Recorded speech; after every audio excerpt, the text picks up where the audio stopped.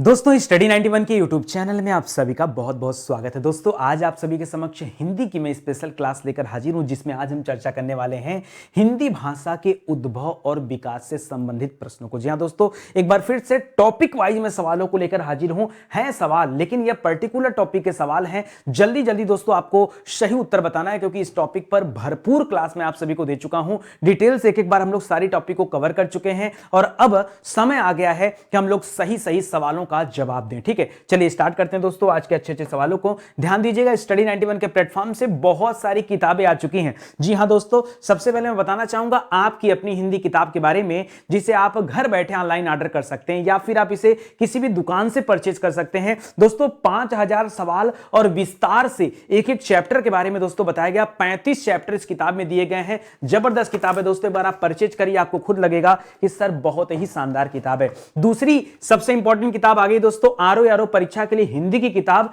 जिसमें हर एक चैप्टर में 500 सवाल दिए गए हैं। यह भारत की पहली ऐसी किताब है जहां एक एक चैप्टर में 500 सवाल दिए गए हैं आप सभी की प्रैक्टिस के लिए। 3000 सवाल दोस्तों इस किताब में। इसी तरह से दोस्तों बहुत सारी किताबें हमारे प्लेटफॉर्म से लॉन्च की गई हैं। अगर आप चाहें तो घर बैठे इसे ऑनलाइन ऑर्डर कर सकते हैं या बाजार से भी इन किताबों को परचेज कर सकते हैं किसी भी दुकान से। ठीक है, चलिए स्टार्ट करते हैं आज के सवालों का सिलसिला। स्टार्टिंग में मैंने कुछ आसान सवाल रखे हैं, उसके बाद धीरे धीरे सवाल कठिन होते चले जाएंगे। एक एक सवाल देखते हैं दोस्तों। पहला सवाल क्या कर रहा है, कह रहा है कि संविधान की किस अनुसूची में मान्यता प्राप्त भारतीय भाषाओं का वर्णन है। भारतीय भाषाओं का वर्णन किस अनुसूची में दोस्तों, तो याद रखेगा संविधान की 8वीं अनुसूची में दोस्तों भाषाओं का वर्णन किया गया। किस अनुसूची में दोस्तों, 8वीं अनुसूची में किसके बारे में बताया गया, भाषा के बारे में बताया गया। 9वीं अनुसूची में नियम के बारे में बताया गया। ठीक है, ये सारी बातें आप याद रखेगा। यहां पर आपका सही जवाब क्या हो जाएगा, 8वीं अनुसूची में। आगे देखिए, कह कौन सा क्षेत्र हिंदी भाषी क्षेत्र नहीं है। यह थोड़ा सा कठिन सवाल आ गया स्टार्टिंग में ही। लिख रहा है कौन सा हिंदी भाषी क्षेत्र नहीं है। जबलपुर जो मध्य प्रदेश में पड़ता है, खड़गपुर, गोरखपुर या समस्तीपुर। याद रखिए समस्तीपुर है बिहार में, लेकिन वहां भी हिंदी बोला जाता है। गोरखपुर में भी हिंदी बोला जाता है, लेकिन खड़गपुर में दोस्तों हिंदी नहीं बोला जाता है। खड़गपुर में कौन सी भाषा बोली जाती है दोस्तों, कौन सा भाषा का इस्तेमाल यहां पर किया जाता है, तो याद रखेगा बांग्ला भाषा का प्रयोग होता है। ठीक है, बांग्ला भाषा का प्रयोग होता है। खड़गपुर में हिंदी नहीं बोली जाती। ठीक है, हिंदी नहीं बोली जाती। ऑप्शन नंबर 2 यहां पर आपका सही जवाब होगा। फटाफट स्पीड में दोस्तों हम लोग क्वेश्चन आंसर को कवर करेंगे। तीसरा इंपॉर्टेंट सवाल है, हिंदी को गुसाई भाषा के रूप में किस प्रदेश में जाना जाता है। ठीक है, मुझे पता है ऐसे सवालों को कभी आपने सुना भी नहीं है। ठीक है, और आपने नहीं सुना है इसलिए तो स्टडी 91 पे इस तरह की चीजें दी जा रही हैं। ठीक है, जल्दी से आइए और जवाब दीजिए अपना कि गुसाई भाषा के रूप में हिंदी को किस प्रदेश में जाना जाता है। लिख रहा है तमिलनाडु में, केरल में, कर्नाटक में या आंध्र प्रदेश में। सब के सब साउथ वाले राज्य हैं। फिर आप बताओगे क्या, ऐसे में आपके मन में कोई जवाब नहीं आ पा रहा है कि सर क्या बताया जाए। फिर भी आप याद रखें दोस्तों केरल राज्य में। जी हां दोस्तों, केरल की राजधानी कहां है दोस्तों, तिरुवनंतपुरम। क्या है, तिरुवनंतपुरम। ठीक है, याद रखेगा तिरुवनंतपुरम इसकी राजधानी है। और केरल में गुसाई भाषा के रूप में जाना जाता है किसे, हिंदी को गुसाई भाषा के रूप में जाना जाता है। इसे आप याद रखेंगे केरल राज्य में। आगे बढ़िए, आंध्र प्रदेश में कौन सी भाषा बोली जाती है। कहां पर दोस्तों, आंध्र प्रदेश में। दोस्तों तमिल जो बोला जाता है दोस्तों, ये तमिलनाडु में बोला जाता है। कंफ्यूज मत होइएगा, तमिलनाडु में तमिल बोला जाता है। आंध्र प्रदेश में तेलुगु भाषा बोला जाता है। कन्नड़ दोस्तों कर्नाटक में बोला जाता है, कन्नड़ कर्नाटक में। और मलयालम दोस्तों यह केरल राज्य में बोला जाता है। सभी राज्यों की अपनी अपनी भाषाएं हैं, तो याद रखेगा यहां पर तेलुगु आपका सही जवाब हो जाएगा। आप सभी से निवेदन है, अगर अच्छा लग रहा है तो प्लीज वीडियो को शेयर करिए और चैनल को सब्सक्राइब करना मत भूलिए। ठीक है, चलिए आगे बढ़ते हैं, अगला सवाल करते हैं। अगला दोस्तों, कौन सी भाषा भारोपीय परिवार की भाषा नहीं है। ध्यान दीजिएगा, कौन सी भाषा भारोपीय परिवार की भाषा नहीं है, आपको यह बताना है। लिख रहा अंग्रेजी, हिंदी, मराठी या मलयालम। दोस्तों याद रखेगा अंग्रेजी हिंदी के बारे में आप जानते हैं। मराठी दोस्तों याद रखेगा ये महाराष्ट्र में बोली जाती है, महाराष्ट्र में। और मलयालम दोस्तों ये केरल में बोली जाती है। किंतु याद रखेगा दोस्तों मलयालम ये भारोपी परिवार में नहीं आता है। और भारोपी परिवार में आने वाले जो 3 भाषाएं कौन कौन से हैं, याद रखेगा हिंदी भी आता है, अंग्रेजी भी आता है, और याद रखेगा इसके अलावा अंग्रेजी भी आता है और इसके अलावा आपका जो मराठी भाषा है महाराष्ट्र की, यह भी भारोपी परिवार में आती है, लेकिन मलयालम नहीं आता। यानी ऑप्शन नंबर 4 एक बार फिर से सही जवाब हो गया। अगर आपकी स्पीड धीरे है तो कोई मतलब नहीं है। देखिए, परीक्षा में हिंदी विषय में हमें पूरे के पूरे नंबर भी पाने हैं, वो भी कम समय में हिंदी को हल करना है। ऐसा नहीं कि खूब ज्यादा समय लेना, क्योंकि हिंदी में जितना आप टाइम सेव करेंगे आप दूसरे विषय को उतना ज्यादा समय दे पाएंगे। इसीलिए कह रहा हूं कि हिंदी विषय पर ज्यादा ध्यान दीजिए, कम समय में ज्यादा प्रश्न आपको हल करना है, वो भी शुद्धता के साथ, एक्यूरेसी के साथ। ठीक है, आइए देखते हैं अगला सवाल क्या है। टकसाली भाषा दोस्तों किसे कहते हैं? टकसाली भाषा किसे कहते हैं? सर आप तो आज ऐसे ऐसे सवाल लेकर आ गए हैं, आपने कहा शुरुआत में हम आसान आसान सवाल पढ़ेंगे। सर ये सब आसान सवाल हैं? सर ये आसान नहीं, बड़े कठिन सवाल हैं। यार कठिन हो आसान हो छोड़ो, आपके काम का है कि नहीं, आपके लिए नया है कि नहीं, आपके लिए कुछ अच्छा मिला ना, इसकी बात करो। अब मैं बताता हूं दोस्तों, याद रखेगा, हिंदी में मानक भाषा का नाम सुना होगा आपने। ठीक है, मानक भाषा का नाम सुना होगा। इस मानक भाषा को दोस्तों कई नाम से जानते हैं। इस मानक भाषा को ही टकसाली भाषा कहते हैं। क्या कहते हैं दोस्तों? टकसाली भाषा भी कहते हैं। इस मानक भाषा को परिनिष्ठित भाषा भी कहा जाता है। क्या कहते हैं दोस्तों? परिनिष्ठित भाषा भी कहा जाता है। तो टकसाली दे दे परीक्षा में, परिनिष्ठित दे दे, घबराइएगा मत, ये सब एक ही का नाम है। या इस मानक भाषा को कभी कभी आदर्श भाषा भी कहा जाता है। क्या कहते हैं दोस्तों? इसे कभी कभी आदर्श भाषा भी कहा जाता है। तीनों एक ही नाम है, इस वजह से यहां पर सही जवाब क्या हो जाएगा? परिनिष्ठित भाषा आपका राइट आंसर हो जाएगा, यानी तीसरा नंबर वाला उत्तर बिल्कुल सही है। चलिए आगे बढ़िए, अगला सवाल देखिए। करा हिंदी की कितनी उपभाषाएं हैं? हिंदी की कितनी दोस्तों उपभाषाएं आपको बताना है, तो आइए बताते दोस्तों। सबसे पहली उपभाषा क्या है? पूर्वी हिंदी। क्या है दोस्तों? चलिए नोट कर लीजिए। पहला हो गया पूर्वी हिंदी। नंबर 2 पर क्या आ जाएगा दोस्तों? नंबर 2 पर आ जाएगा पश्चिमी हिंदी। पूर्वी हिंदी, पश्चिमी हिंदी, बहुत आसान है ना? बहुत आसान तो है ही है, कठिन कहां है? ठीक है। तीसरा क्या कर लें दोस्तों? राजस्थानी हिंदी। ठीक है, क्या कर लीजिए? राजस्थानी हिंदी, ये आपका तीसरा हो गया। चौथा क्या हो जाएगा दोस्तों? याद रखेगा, पहाड़ी हिंदी। क्या हो जाएगा? पहाड़ी हिंदी। और एक और कोई छूट रहा है, बताइए कौन सा छूट रहा है? पूर्वी हो गया, पश्चिमी हो गया, राजस्थानी हो गया, पहाड़ी हो गया, और बिहारी हिंदी छोड़ दिया आपने। बिहारी हिंदी, ठीक है, बिहारी हिंदी। ये हिंदी की दोस्तों 5 उपभाषाएं हैं, और ये पांचों उपभाषाएं मैंने यहां पर क्या कर दिया? नोट कर दिया। इसको आप याद रखेगा, इसके बाहर सवाल नहीं आता है। ठीक है, ये 5 उपभाषाएं यहां पर आपको दे दिया गया। समझ में आया कि नहीं? देखिए नहीं समझ में आ रहा है तो दोस्तों एक किताब परचेज करिए। इसीलिए दोस्तों किताब लिखा गया कि भरपूर घर पे बैठकर आप अच्छे तरीके से किताब का अध्ययन कर लीजिए, फिर कुछ भी बचने वाला दोस्तों नहीं है, सब कुछ आपको ऑटोमेटिक याद हो जाएगा। ठीक है, चलिए आगे बढ़ते हैं। तो यहां पर जवाब चौथा सही हो जाएगा। करा मेवाती दोस्तों ये किस उपभाषा वर्ग की बोली है? मेवाती, मेवाती कहां है दोस्तों? मेवाड़ में। तो पूर्वी तो जवाब होगा नहीं, बिहारी भी नहीं होगा, राजस्थानी हिंदी, राजस्थानी हिंदी 2 जगह दे दिया तो दोनों जवाब सही हो जाएगा। ठीक है, ये आप बाय मिस्टेक टाइप हो गया होगा या कुछ भी हो गया होगा, तो याद रखेगा मैं यहां बात कर रहा हूं दोस्तों राजस्थानी हिंदी की। ठीक है, मैं बात कर रहा हूं दोस्तों राजस्थानी हिंदी की, राजस्थानी हिंदी की। और याद रखेगा आप कि राजस्थानी हिंदी क्या है दोस्तों? यह हिंदी की उपभाषा है। क्या है दोस्तों? यह हिंदी की उपभाषा है, इसको याद रखेगा। और इसी उपभाषा के अंतर्गत क्या आता है? मेवाती आता है। ठीक है, मेवाती मेवात वाले क्षेत्र में बोली जाती, खास करके मेवाड़ वाले क्षेत्र में दोस्तों यह मेवाती चलती। किस क्षेत्र में चलती दोस्तों? तो मेवाड़ वाले क्षेत्र में चलती, इसको याद रखेगा, यह आपके लिए इंपॉर्टेंट हो जाएगा। अच्छा, एक चीज और दोस्तों याद रखेगा, यहां पर कुल 4 तरह की चीजें आती है जब आप राजस्थानी में आते हैं। सबसे पहले पढ़ते हैं आप जयपुरी। क्या पढ़ते हैं? याद रखेगा, जयपुरी पढ़ते हैं। फिर आप पढ़ते हैं मेवाती भाषा के बारे में। ठीक है, फिर आप पढ़ते हैं मारवाड़ी भाषा के बारे में। ठीक है, मारवाड़ी भाषा के बारे में। मारवाड़ी मारवाड़ वाले क्षेत्र में है, मेवाती मेवात वाले क्षेत्र में है, और जयपुरी जयपुर वाले क्षेत्र में बोली जाती है। और एक अंतिम में आ जाएगा मालवी। ठीक है, मालवी। अब एक चीज और मैं आपको बता दूं, इसी के आधार पर दोस्तों याद रखेगा, अब देखिए जो जयपुरी है, ये जयपुरी को दोस्तों हम राजस्थानी के अंतर्गत ही पूर्वी राजस्थानी की संज्ञा देते हैं। किसकी संज्ञा देते हैं दोस्तों?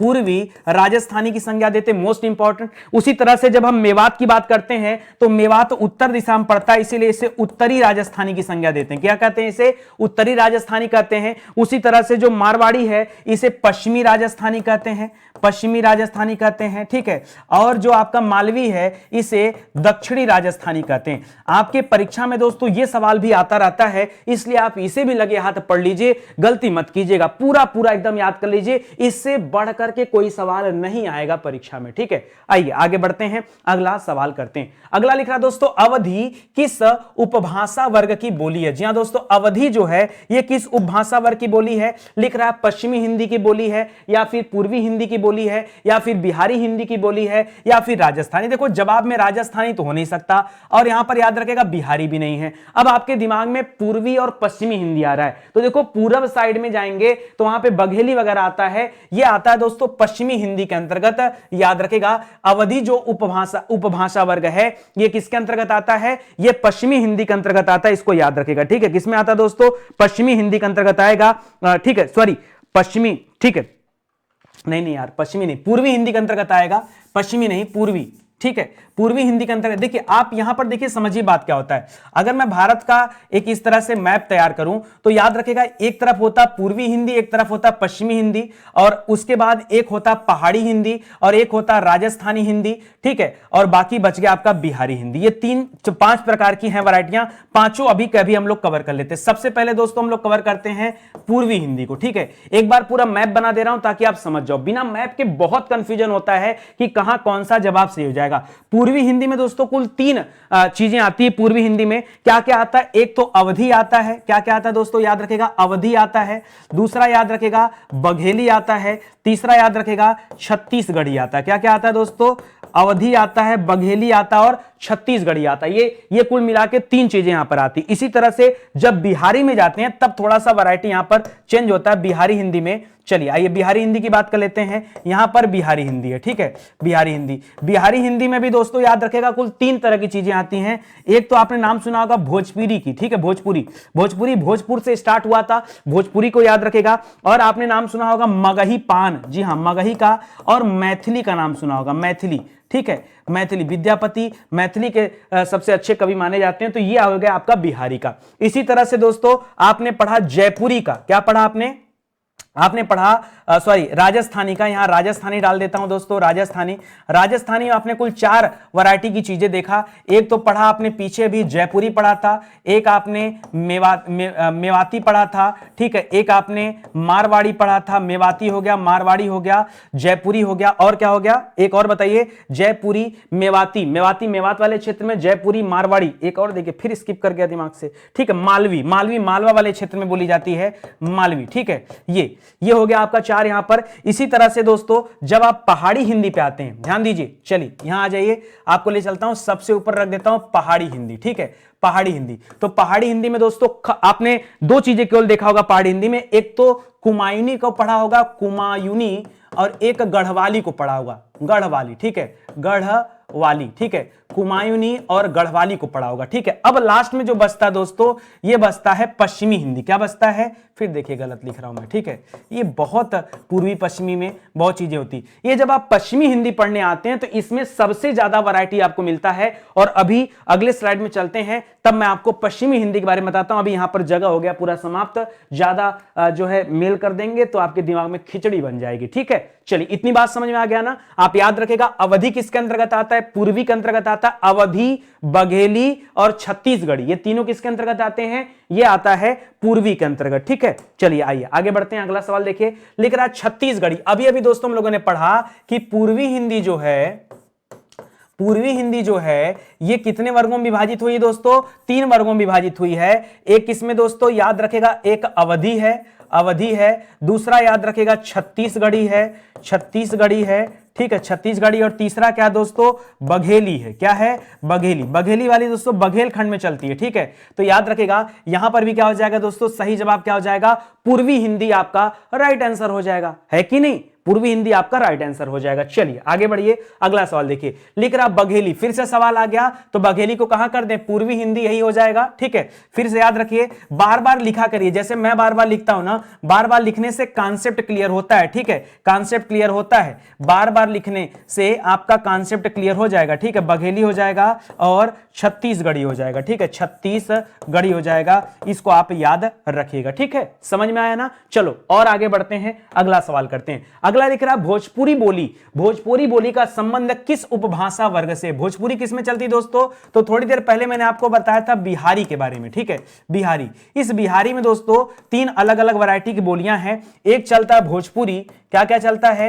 भोजपुरी चलता है जो भोजपुर से शुरू हुआ था, एक मगही चलता है, मगही बोली, और एक चलता है दोस्तों मैथिली। क्या चलता है? मैथिली। यही तो था, यही तो था। तो यही 3 है दोस्तों, इन तीनों को याद रखिए। तो यहां पर भोजपुरी के लिए आप क्या सही कर सकते हैं? बिहारी हिंदी करिएगा, बिहारी हिंदी आपका सही जवाब हो जाएगा, बिहारी हिंदी। ये राजस्थानी, पूर्वी और पश्चिमी नहीं करना, हमारा कॉन्सेप्ट हो गया है क्लियर, ठीक है। तो फटाफट सवाल को हल करते हैं बिना देर किए। आइए आगे बढ़ते हैं, अगला सवाल हल करते हैं। राजभाषा आयोग के प्रथम अध्यक्ष कौन थे? जी हां दोस्तों, जब भारत में राजभाषा आयोग बना था उसके पहले अध्यक्ष के रूप में दोस्तों किसे नियुक्त किया गया था, यह आपको बताना है। चलिए जल्दी से बताइए। राजभाषा आयोग के पहले अध्यक्ष बाल गंगाधर तिलक, मुंशी अयंगर, बाल गंगाधर खेर या काका साहब कालेलकर? याद रखें दोस्तों, तिलक जी को मत टिक करिएगा, इनका नाम भी तिलक जी के जैसा ही है। बाल गंगाधर खेर की अध्यक्षता में दोस्तों याद रखेगा राजभाषा आयोग का गठन किया गया था। अगर आपसे वर्ष पूछ ले तब आप क्या बताएंगे? बताइएगा दोस्तों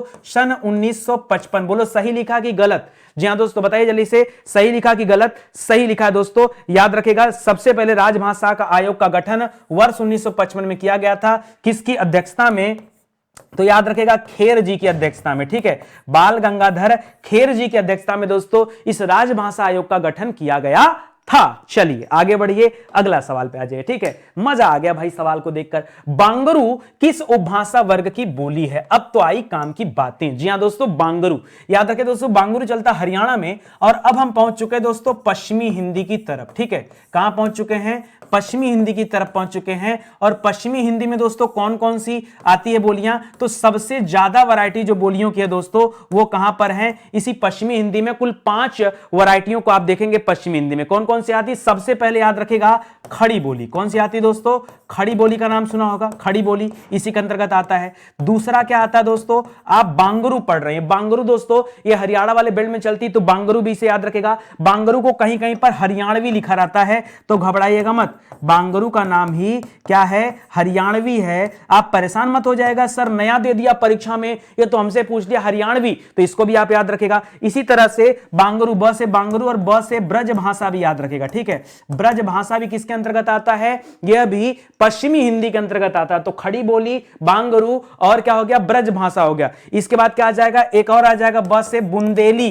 क्या आ जाएगा दोस्तों? बुंदेली। और क्या आ जाएगा? लास्ट में आ जाएगा कन्नौजी भाषा। कौन सा? कन्नौजी। याद रखेगा टोटल 5 हैं जो किसके अंतर्गत आते हैं? पश्चिमी हिंदी के अंतर्गत आते हैं। इसे आप याद रखेगा, तभी आपका जवाब यहां पर क्या हो जाएगा? पश्चिमी हिंदी हो जाएगा। एक बात जरूर याद रखेगा कि बांगरू को हरियाणवी के नाम से जाना जाता है, खड़ी बोली को कौरवी के नाम से जाना जाता है। खड़ी बोली को क्या कहते हैं? कौरवी कहते हैं। क्या कहते हैं? कौरवी। कभी कभी उपनाम दे देता परीक्षा में। अब परीक्षा में उपनाम दे क्या दिया? बच्चे परेशान, सर नया आ गया। नया नहीं है, उपनाम है, ठीक है, इसको याद रखना। यहां पर ऑप्शन नंबर 1 सही हो गया। अगर दिल से आपको मजा आ रहा है पढ़ने में ना, तो निवेदन आप सभी से दोस्तों वीडियो को शेयर करिए। जिन बच्चों के पास किताब नहीं, ये वाली किताब, नई वाली किताब खरीद के देखो यार। हर एक चैप्टर में 500-500 सवाल। अगर आप आरओ एआरओ की तैयारी कर रहे हैं ना, तो जबरदस्त किताब आपके लिए है। इसकी कुल 3 श्रृंखला आने वाली दोस्तों। जीएस की किताब भी बहुत जल्द आने वाली है, और ऐसी किताब भारत में पहली बार आएगी जो आपके सामने प्रस्तुत होने वाली बहुत जल्द। आप कहेंगे कि आजकल स्टडी 91 रिकॉर्ड पे रिकॉर्ड मेंटेन कर रहा है, ठीक है। क्वालिटी कंटेंट की बात करिए, क्वालिटी, इससे बेहतर क्वालिटी आपको नहीं मिलेगी, ये गारंटी मेरी। बाकी तो और चीजें बहुत है मार्केट में, चकाचौंध बहुत है। जहां पर भीड़ है, नाम है, प्रचार है, पैसा है, वहां लोग खूब जा रहे हैं, ठीक है। ये नहीं समझ में आ रहा कि यार हम विद्या क्षेत्र से जुड़े हैं, नौटंकी करने वाले थोड़े हैं कि नाचना गाना शुरू कर दें यहाँ पे। आइए आगे बढ़ते हैं, अगला सवाल करते हैं। लिख रहा हरियाणवी या बांगरू। अभी अभी थोड़ी देर पहले मैंने आपको बताया था कि हरियाणवी बांगरू को ही कहा जाता है। कह रहा यह किस अपभ्रंश से विकसित हुआ है? दोस्तों अगर यहां पर याद रखिए, हरियाणवी या बांगरू की जो बात कर रहा है, हरियाणवी या बांगरू की जो बात कर रहा है, अभी थोड़ी देर पहले हम लोगों ने पढ़ा कि यह किस उपभाषा वर्ग के अंतर्गत आता है। तो हमने पढ़ा दोस्तों ये पश्चिमी हिंदी के अंतर्गत आता है, ठीक है, पश्चिमी हिंदी के अंतर्गत आता है। और पश्चिमी हिंदी का जो उदय हुआ है दोस्तों, ये किससे हुआ है? तो याद रखेगा पश्चिमी हिंदी का जन्म हुआ है, देखिए पश्चिमी हिंदी और राजस्थानी हिंदी, ये दोनों का जन्म हुआ है सौरसेनी अपभ्रंश से। किससे हुआ दोस्तों? सौर सौरसेनी अपभ्रंश से इसका जन्म हुआ है। किससे दोस्तों? सौरसेनी अपभ्रंश से जन्म हुआ है। ढूंढ लीजिए, ढूंढ के उत्तर करिए। पश्चिमोत्तर सौरसेनी अपभ्रंश, अर्धमागधी नहीं होगा, नागर नहीं होगा और मागधी भी नहीं होगा। याद रखेगा, सौरसेनी अपभ्रंश से जन्म हुआ है। ध्यान दीजिएगा, सौरसेनी अपभ्रंश से दो उपभाषाओं का जन्म हुआ है। किसका किसका? एक तो हरियाणवी का जन्म हुआ है और दूसरा याद रखेगा राजस्थानी। जो आपकी राजस्थानी उपभाषा थी, इसका जन्म भी कहां से हुआ है? इसका जन्म भी इसी सौरसेनी से हुआ है। बात में मत कहिएगा कि नितिन सर ने बताया नहीं था, ठीक है? मैं आपको सब बता दे रहा हूं, बाकी आप समझ लीजिए। चलिए आगे बढ़ते हैं, ध्यान दीजिए। कई बच्चों को लग रहा होगा कि नितिन सर आपने तो YouTube पे इतना पढ़ा दिया हिंदी, फिर हम पेड बैच क्यों लें? बहुत सही बात है, दिमाग में अच्छी बात है। अच्छा तुम जरा ये बता दो, नितिन सर ने अगर YouTube पे इतना अच्छा पढ़ाया तो जरा ये सोच के देखो कि जब नितिन सर आपसे 2 पैसे लेते हैं तो कितना अच्छा पढ़ाएंगे। ये भी तो सोचने वाली बात है भाई। कोई आप कहो कि सर ट्रेलर देख के ही मजा आ गया, तो मत देखो पिक्चर। अरे जिसका ट्रेलर देख के मजा आया उसका पिक्चर देखने में कितना मजा होगा, आप ये बताओ। आपको तो ट्रेलर देख के मजा आएगा। नितिन सर ने यूट्यूब में फ्री में पढ़ा दिया, बहुत मजा आया। ये तो ट्रेलर है भाई, ये तो ट्रेलर है। तो जब ट्रेलर देख के इतना मजा आ गया तो फिर पेड क्लास क्यों ना ज्वाइन करें? आइए आंख मूंद के ज्वाइन करिए। नहीं ज्वाइन करेंगे तो आज नहीं तो कल आपको ज्वाइन करना होगा। हिंदी ही नहीं दोस्तों, जिस तरह से हिंदी इंडिविजुअल का बैच है, इसी तरह से एक एक विषय का इंडिविजुअल बैच आज मैं बना रहा हूं। आजकल उस पर काम कर रहा हूं, मेहनत कर रहा हूं। पिछले 6-7 महीने से काम कर रहा था, लेकिन अब बैच लॉन्च होने की बारी आ गई। काम पूरा हो गया तो बैच लॉन्च हो जाएगा, ठीक है? तो बहुत जल्द दोस्तों एक एक करके एक एक बैच आपके सामने आने वाले हैं। आपका दिल खुद ही खुश हो जाएगा, ठीक है? ये नया साल आ जाए, इसी पर दोस्तों नए नए कोर्सों का शुभारंभ किया जाएगा, एकदम नए नए इंडिविजुअल बैच। चलिए आगे बढ़ते हैं, काम की बातें करते हैं। बहुत सारे सवाल हैं, ठीक है? सवाल क्या कर रहा है? कह रहा है सिंधी भाषा का संबंध किससे है? सिंधी भाषा का दोस्तों संबंध किससे है? लिख रहा है पैसाची से है, ब्राचड़ से है, मगही से है या सौरसेनी से। क्या गजब का सवाल पूछ दिया भाई। कोई बच्चा है जो इसका जवाब दे पाए? सिंधी भाषा, जाहिर सी बात है, सिंधी भाषा आया कहां से? सिंध वाले बेल्ट में बोला जाता होगा सिंधी भाषा, वहीं से आया हुआ दोस्तों। याद रखेगा, सिंधी भाषा कहां से आया है? यह सिंध से आया है। और यह किससे संबंधित है? तो याद रखेगा ब्राचड़ से संबंधित है। देखिए मगही मत करिएगा दोस्तों, जब आप पूर्वी हिंदी की तरफ जाएंगे तब आपको बिहारी हिंदी की तरफ तब मिलेगा। सौरसेनी अलग मिलेगा, पैशाची अलग है दोस्तों। सिंधी भाषा का संबंध किससे है? यह ब्राचड़ से है। किससे है? ब्राचड़ से, ठीक है? चलिए आगे बढ़ते हैं। हिंदी भाषा के उद्भव और विकास का सही क्रम क्या है दोस्तों, ये आपको बताना है। आइए क्रम चुनते हैं दोस्तों। मैं क्रम लिख देता हूं, आप मैच करा लीजिए। देखिए हिंदी की आदि जननी किसे कहते हैं दोस्तों? संस्कृत को कहा जाता है। तो नंबर 1 पर संस्कृत होना चाहिए, है संस्कृत तीनों में, ठीक है? नंबर 2 पर याद रखेगा दोस्तों, यहां से फिर विकास हुआ और महात्मा बुद्ध के उपदेश पाली भाषा में दिए गए, महावीर स्वामी के उपदेश प्राकृत भाषा में दिए गए, ठीक है? और इसके बाद आ गया अपभ्रंश। अब दोस्तों यहां पर मैच करा के देखिए, ठीक है? पाली प्राकृत अभ्रंश, देखिए प्राकृत पहले नहीं होगा, संस्कृत पाली प्राकृत अभ्रंश। यहां तक तो देखिए मैच कर रहा, पहला तीसरा दोनों। और उसके बाद दोस्तों खड़ी बोली नहीं है। इसके बाद पहले आया सौरसेनी। क्या आया दोस्तों? सौरसेनी आया है, खड़ी बोली नहीं आएगा, क्योंकि खड़ी बोली का जन्म याद रखेगा पश्चिमी हिंदी से। और पश्चिमी हिंदी किस अपभ्रंश से पैदा हुई है? सौरसेनी से। तो पिताजी के पहले पुत्र नहीं आ जाता है, पहले सौरसेनी होगा, फिर पश्चिमी हिंदी होगा, फिर खड़ी बोली होगा। यानी यहां पर ऑप्शन नंबर 1 बिल्कुल सही जवाब हो जाएगा। आपने क्रम बना लिया, आपको समझ में आ गया, ठीक है? ये समझ में आ गया ना आपको अच्छे से क्रम? अब इसी का आगे कंटिन्यू कर लीजिए। इस सौरसेनी से जन्म हुआ किसका? याद रखेगा पश्चिमी हिंदी का जन्म हुआ, पश्चिमी हिंदी का, पश्चिमी हिंदी उपभाषा वर्ग है। और इसी से जन्म हुआ दोस्तों खड़ी बोली का, जिसे हम क्या कहते हैं? कौरवी कहते हैं। क्या कहते हैं दोस्तों? जिसे हम क्या कहते हैं? जिसे हम कौरवी कहते हैं, ठीक है? क्या कहते हैं? कौरवी, कौरवी भाषा ना, ठीक है? तो इसको भी आप याद रखेगा, ये आप याद रखेंगे। ये आपके लिए शानदार सा सवाल हो गया। चलिए आगे बढ़ते हैं दोस्तों, अगला सवाल करते हैं। लिख रहा दोस्तों, हिंदी में अधिकांश शब्द ये किस भाषा से आए हुए हैं? हिंदी में अधिकांश शब्द, एक बात बताओ, हिंदी शब्द का आदि जननी किसे कहा जाता है? अगर मैं आदि जननी इसकी पूछूं हिंदी की, तो आदि जननी कौन है? आप कहेंगे सर आदि जननी संस्कृत है। इसका मतलब है सबसे ज्यादा शब्द संस्कृत से आए, विदेशी भाषा से थोड़े आ जाएंगे, ठीक है?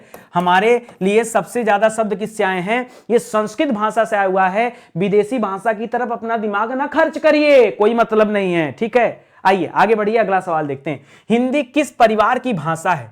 हिंदी के परिवार का नाम बताइए। शामी हामी परिवार है, भारोपी परिवार है, काकेसी परिवार है, या फिर क्या दे दिया है? पापुई परिवार है। दोस्तों याद रखेगा, हिंदी भारोपी परिवार में आता है। आपने पढ़ा कि हिंदी क्या अभी पीछे ही पढ़ा था दोस्तों कि हिंदी हो गया, अंग्रेजी हो गया, मराठी हो गया, ये भारोपी परिवार में आता है। मराठी हो गया, ये किस परिवार में आता है दोस्तों, ये भारोपी परिवार में आता है। तो ऑप्शन नंबर 2 एकदम जल्दी से सही कर लीजिए, समय आपके पास नहीं, ज्यादा मेल मिलाप कराने की जरूरत नहीं है, बस सही सही जवाब देखते चलिए और सही सही जवाब देते भी चलिए। आइए आगे बढ़ते हैं। अगला सवाल, बनारसी किसकी उपबोली है? बनारसी किसकी उपबोली है दोस्तों? तो बनारसी बोली कहां जाती है? जाहिर सी बात है, बनारसी का जो क्षेत्र है ये बनारस वाला क्षेत्र है, बनारस, ठीक है। और बनारस दोस्तों स्पेशली ये पूर्वांचल का बेल्ट है। क्या दोस्तों, ये पूर्वांचल के अंतर्गत आता है और पूर्वांचल में सबसे ज्यादा चलता है दोस्तों भोजपुरी। क्या चलता है दोस्तों? इस पूर्वांचल बेल्ट में क्या चलता है? भोजपुरी, जिसका जन्म हुआ कहां से है?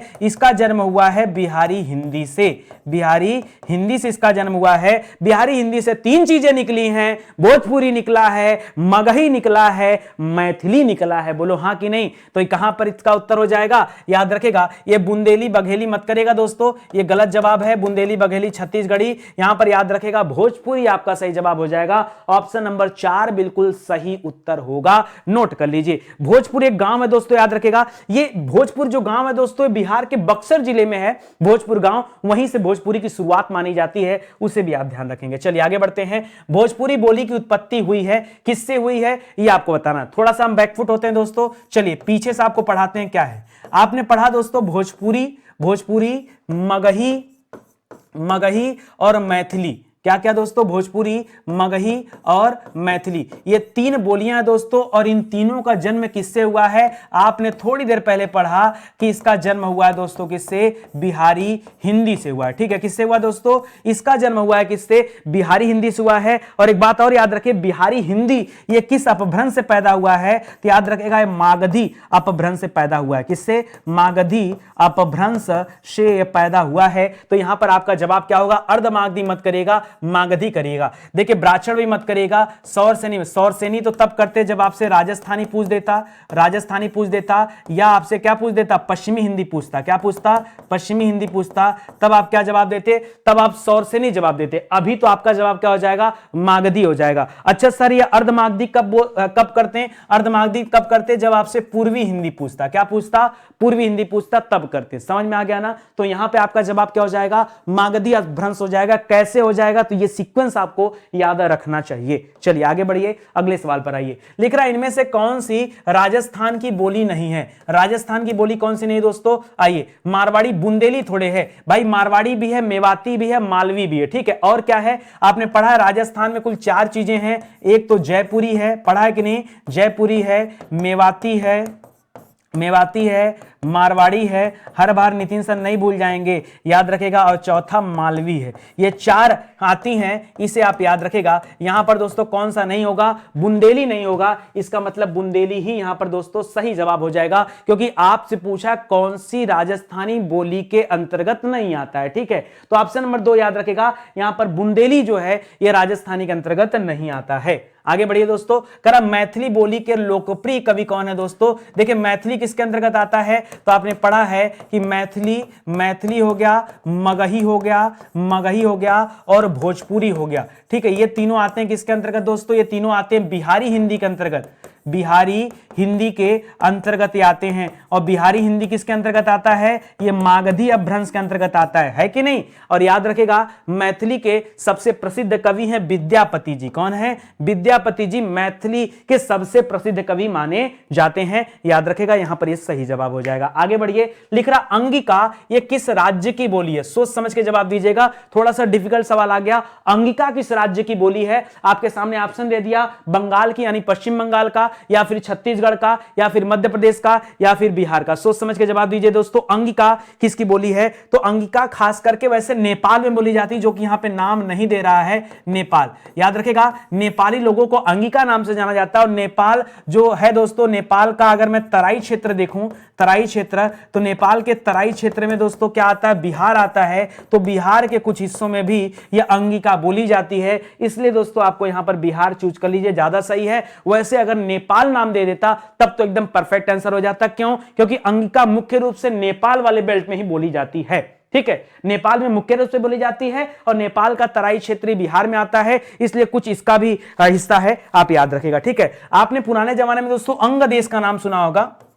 अंग देश का, ठीक है। 16 महाजनपद में अंग देश का नाम सुना होगा, वही महाजनपद है जहां का राजा कौन था बताइए? कर्ण को दुर्योधन ने अंग देश का राजा बनाया था, तो अंग देश भी इसी क्षेत्र में आता है। आगे बढ़िए, ग्वालियर की बोली है। ग्वालियर की बोली क्या है दोस्तों? ये आपको बताना, लिख रहा बुंदेली बोला जाता है, ब्रज भाषा चलता है, खड़ी बोली चलता है, या कन्नौजी चलता है? बताइए जल्दी से। ग्वालियर जो कि मध्य प्रदेश में दोस्तों, तो ग्वालियर में क्या चलता है आपको बताना है। याद रखेगा, ग्वालियर जो है दोस्तों ये बुंदेलखंड रीजन में आता है, इसलिए यहां पर क्या चलता है? बुंदेली बोली का प्रयोग किया जाता है। ग्वालियर में बुंदेली बोली का प्रयोग किया जाता है। क्यों? क्योंकि याद रखेगा इसका जो क्षेत्र है, ये कौन सा क्षेत्र है दोस्तों? याद रखेगा बुंदेलखंड क्षेत्र है, बुंदेलखंड क्षेत्र के अंतर्गत आता है, इसीलिए दोस्तों ग्वालियर में कौन सी बोली जाती है? बुंदेली बोली जाती है, ठीक है। बुंदेली की बात करें दोस्तों, अच्छा इस क्षेत्र में झांसी वगैरह भी आ जाते हैं। याद रखेगा, झांसी हो गया, जालौन हो गया, यहां पर दोस्तों क्या चलता है? बुंदेली चलता है, ठीक है, बुंदेली चलता है। अच्छा, बुंदेली दोस्तों किसके अंतर्गत आता है? तो बुंदेली आपने पढ़ा है पश्चिमी हिंदी के अंतर्गत चलता है।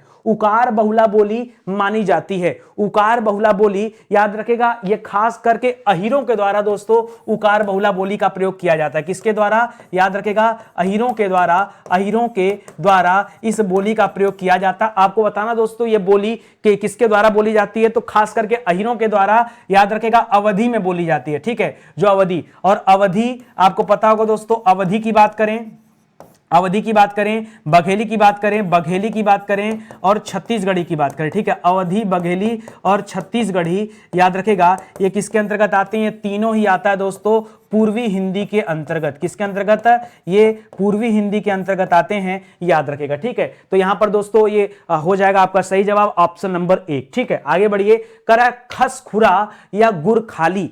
खसखुरा या गुरखाली, ये नया सवाल हो गया आपके लिए, बिल्कुल नया सवाल है। तो जल्दी से आप बताइए कि यह कहां की भाषा है? खसखुरा या गुरखाली दोस्तों ये भाषा कहां की है? लिखना नेपाल की, गढ़वाल या कुमायूं की। देखिए गढ़वाल और कुमायूनी दोस्तों ये दोनों पहाड़ी हिंदी में आते हैं। किस में आते हैं? ये दोनों पहाड़ी हिंदी के तहत आते हैं, ठीक है। तो आपका जो सही जवाब है दोस्तों, यहां पर नेपाल की राजभाषा है, याद रखेगा, ये खसखुरा या गुरखाली वहां की राजभाषा है, मतलब पूरा का पूरा नेपाल इसी भाषा का प्रयोग करता है, खसखुरा भाषा और गुरखाली भाषा का। तो ऑप्शन नंबर 1 दोस्तों राइट आंसर हो जाएगा, ठीक है। चलिए आगे बढ़ते हैं दोस्तों, अगला देखते हैं। लिख रहा है ध्रुपद गायन का संबंध किस भाषा से है? ध्रुपद गायन का संबंध दोस्तों किस भाषा से है? ध्रुपद गायन लिख रहा है ब्रज भाषा से, अवधि या फिर खड़ी बोली में तो ध्रुपद गायन होता नहीं है, राजस्थानी में नहीं, बचा अवधि या ब्रज भाषा। तो याद रखें दोस्तों, ब्रज भाषा से इसका संबंध है, अवधि से इसका संबंध नहीं है, ठीक है। ब्रज भाषा संबंध है, उसी शैली में दोस्तों ध्रुपद गायन का प्रयोग किया जाता था।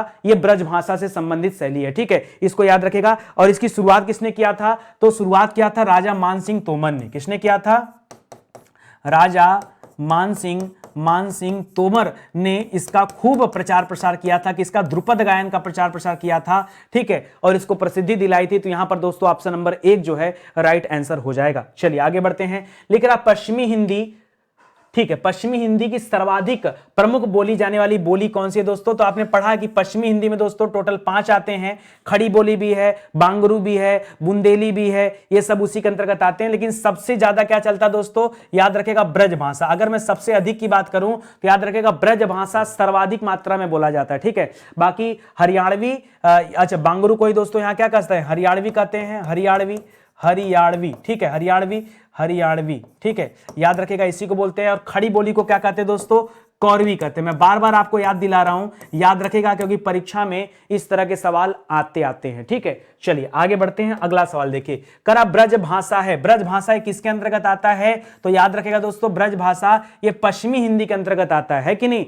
पूर्वी के अंतर्गत नहीं। पूर्वी के अंतर्गत तो अवधि, बघेली और छत्तीसगढ़ आता है। बिहारी के अंतर्गत भोजपुरी, मैथिली और मगही आता है। पहाड़ी हिंदी के अंतर्गत कुमायूनी और गढ़वाली आते हैं। तो इस तरह से दोस्तों आपका सही जवाब क्या हो जाएगा? ऑप्शन नंबर 2 हो जाएगा आपका राइट आंसर। याद रखेगा दोस्तों, जिस तरह से किताबें आपके पास हैं, ठीक है, हिंदी की और इंडिविजुअल की किताब भी दोस्तों यहां पर है, उसी तरह से दोस्तों याद रखेगा, ये अगर आप परचेज करते हैं तो आपके घर पे जाएगी। और ये हमारे हैंड रिटन नोट्स हैं, जितने विषय आपको यूट्यूब पर पढ़ा दिए गए हैं, ये उन्हीं का दोस्तों हस्तलिखित नोट्स हैं, जिन्हें आप परचेज कर सकते हैं, ठीक है। तो चलिए आज की क्लास यहीं समाप्त होती है। जिन बच्चों ने लाइक नहीं किया प्लीज लाइक कर लीजिए और चैनल को जरूर सब्सक्राइब करिए। प्लीज आप लोगों से निवेदन है, डेली इसी टाइम पे बने रहिए। रहिए दोस्तों, नई नई कक्षाओं को लेकर मैं आपके सामने आता रहूंगा और मजे लेते रहिए, ठीक है। एक बात हमेशा अपने दिमाग में रखिए कि ये सब ट्रेलर है, पिक्चर देखना है तो जल्दी से हमारे कोर्स को ज्वाइन करिए, आपको खुद समझ में आ जाएगा कि क्वालिटी कंटेंट कितना बेहतर है, ठीक है, और सिलेक्शन के लिए बहुत जरूरी है। बहुत बहुत धन्यवाद आपका, मिलते हैं दोस्तों अगले लेक्चर में, तब तक के लिए जय हिंद, जय Bharat, thank you so much.